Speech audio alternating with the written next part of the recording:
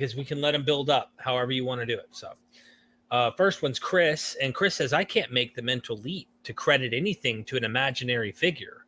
Why do you have so many people with no, I think that he means like with no problem with that. Like why are so many people have no problem?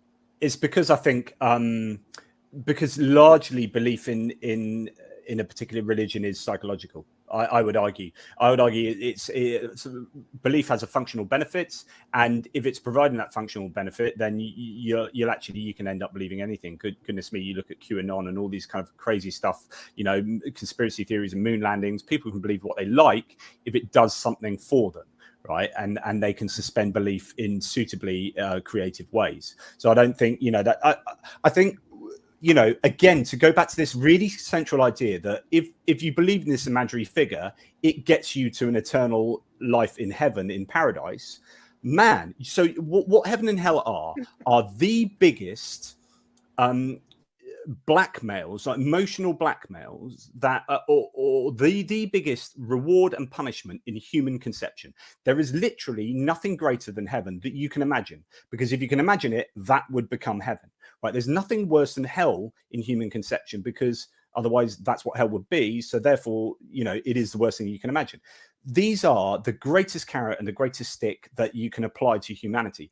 And that is why people can make these mental leaps to credit anything to an imaginary figure, is because actually you've got everything on the line there. And atheists, unfortunately, we don't have a lot to offer against that. We can't promise that kind of crazy reward and punishment. It's just, that ain't going to happen.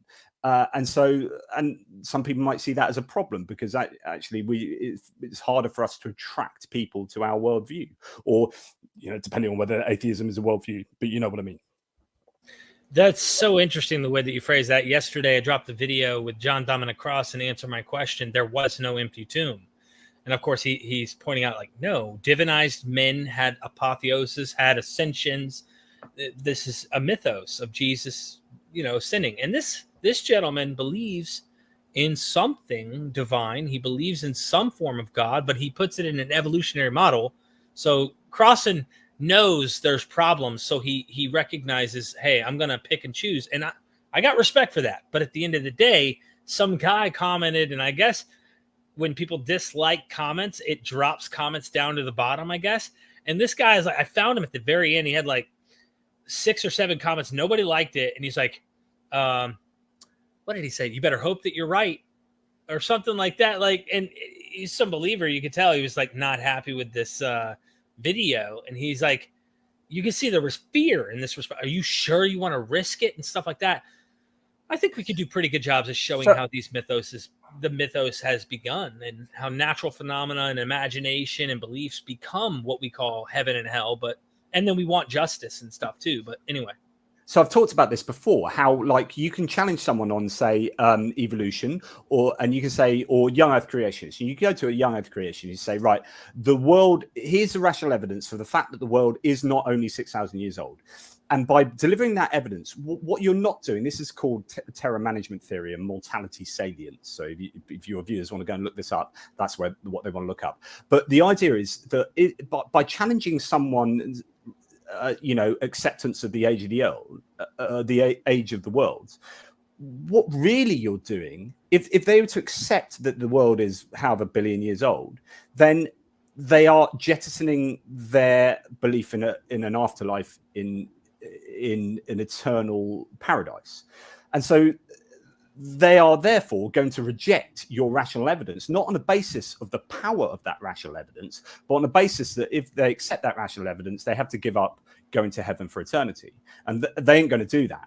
Right. And so therefore you've got to understand that when you are arguing. So that guy who's saying those kind of quite emotive comments, and you talked about fear, I can understand that. I mean, here's someone's like, well, hang on, if I start disbelieving this stuff, I could either go to hell, or I'd miss out on the idea of eternal life in paradise. And that's a tough gig. So what I was going to do to just open the conversation up for today's one, I know we've been going over it for a long time already, but this idea of just world theory. So in psychology, just world theory is the idea that the world is ultimately just. And this is going back to what I said about the Jewish, oppression in the Seleucid Empire and why heaven developed. But actually, we as atheists, and everyone has a sense of just world. Right?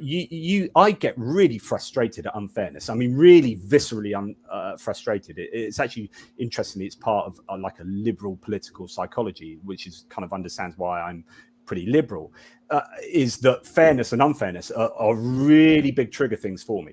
So I've had to overcome this idea that the world is just unjust, right, in order to get on in life. But actually, that's annoying. It's annoying that the world is actually unfair. But for Christians, for example, the world is ultimately fair because the books get balanced in the afterlife. And so that is psychologically quite a sweet spot for them. I can see the attractiveness of that.